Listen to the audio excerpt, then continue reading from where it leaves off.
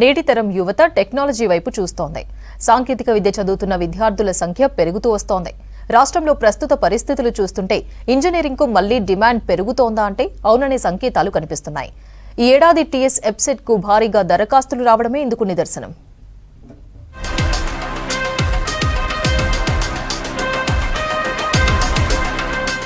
ఈ ఏడాది Telangana state engineering, agriculture, pharmacy common entrance test కు రికార్డు స్థాయి దరఖాస్తులు వస్తున్నాయి.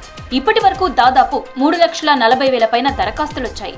గతేడాది 3,20,000 దరఖాస్తులు రాగా ఈ ఏడాది ఇప్పటికే 21,000 అప్లికేషన్లు అదనంగా వచ్చాయి.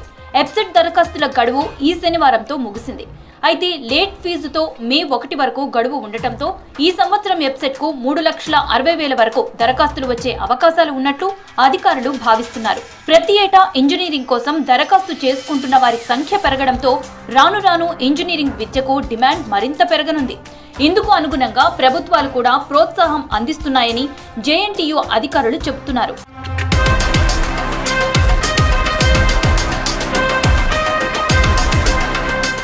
పక్క రాష్ట్రమైన ఏపీ నుంచి తెలంగాణలో పెద్ద సంఖ్యలో విద్యార్థులు ఇంజనీరింగ్ ప్రవేశ పరీక్ష రాసేందుకు శ్రద్ధ చూపిస్తున్నారు. ఇంటర్ పూర్తి చేసి ఇంజనీరింగ్ లో చేరాలనుకుంటున్న వారిలో అత్యధికులు తెలంగాణలో చదివేందుకు ఇష్టపడుతున్నారు. ఏపీ నుంచి తెలంగాణ ఎబ్సెట్ కు దరఖాస్తు చేసుకుంటున్న విద్యార్థుల సంఖ్య ప్రతి ఏటా పెరుగుతోంది.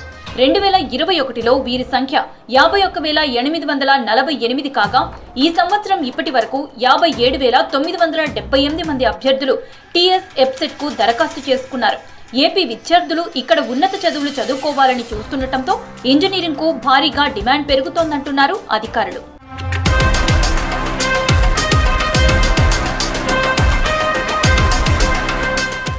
రాష్ట్రంలో డిగ్రీ అంటే ఇంజనీరింగ్ అనే రీతిలో విద్యా విధానం మారిందంటున్నారు జేఎన్టీయూ అధికారులు. ప్రస్తుత డిజిటలైజేషన్ యుగంలో ఆర్టిఫిషియల్ ఇంటెలిజెన్స్, మిషన్ లెర్నింగ్ నిపుణులకు డిమాండ్ బాగా పెరిగిందంటున్నారు. అన్ని రంగాల్లో ఈ టెక్నాలజీ వినియోగం ఊపందుకుంటోందని, అందుకే యువత ఏఐ, ఎంఎల్ కోర్సులు చేయడానికి ఆసక్తి చూపిస్తున్నారని చెబుతున్నారు. అందుకు తగ్గట్టు engineering institutes artificial intelligence, machine learning లో స్పెషల్ కోర్సులను ఆఫర్ చేస్తున్నాయని తెలిపారు. పెరుగుతున్న టెక్నాలజీకి అనుగుణంగా జేఎన్టీయూలో కొత్త కోర్సులను ప్రవేశపెడుతున్నామన్నారు జేఎన్టీయూ వీసీ కట్టా నరసింహారెడ్డి. రాబోయేటువంటి రోజుల్లో technical education will play very important role. ఎందుకంటే ఇప్పుడు ఉన్నటువంటి ప్రతి సెక్టర్ లోపల కూడా ఏ సెక్టర్ని తీసుకున్నా కూడా ఇంజనీరింగ్ గ్రాడ్యుయేట్స్ అవసరం వస్తుంది. ఈ మధ్య డెవలప్ అయినటువంటి కొత్త టెక్నాలజీస్, ఆర్టిఫిషియల్ ఇంటెలిజెన్స్ కానీ, మిషన్ లెర్నింగ్ కానీ, ఇవన్నీ కూడా ప్రపంచాన్ని రూల్ చేసేటువంటి పరిస్థితి వస్తుంది.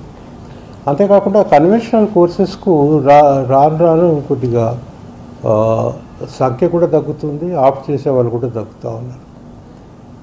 టెక్నికల్ ఎడ్యుకేషన్ పర్టికులర్లీ ఇప్పుడు all India council for technical education చాలా రిజిడ్గా ఉంటుంది. చాలా సంవత్సరాల నుంచి కూడా ఒక పద్ధతి ప్రకారము ఎక్కువ కాలేజ్ని అలో చేయకుండా ఇవన్నీ చేస్తూ ఉంది. కానీ ఈ లాస్ట్ 2 years నుంచి ఆ ట్రెండ్ మారింది.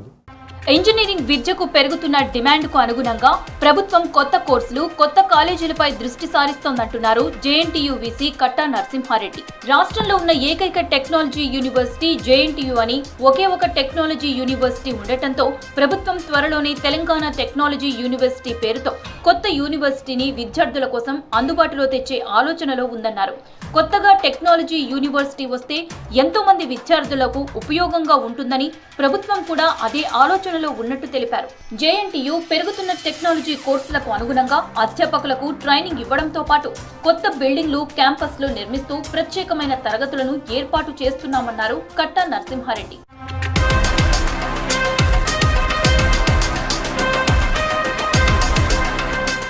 ఇంజనీరింగ్, టెక్నాలజీ కోర్సులకు ఆదరణ పెరుగుతుండటంతో సాంప్రదాయ కోర్సులకు డిమాండ్ తగ్గిందంటున్నారు విద్యావేత్తలు. దీంతో ఇంజనీరింగ్ లాగానే డిగ్రీలో కూడా మరిన్ని సాంకేతిక కోర్సులను ప్రవేశపెట్టాలని ఉన్నత విద్యా మండలి భావిస్తున్నట్టు సమాచారం. అప్పుడు ఇంజనీరింగ్ తో పాటు డిగ్రీ విద్యకు కూడా డిమాండ్ పెరుగుతోందని అధికారులు చెబుతున్నారు.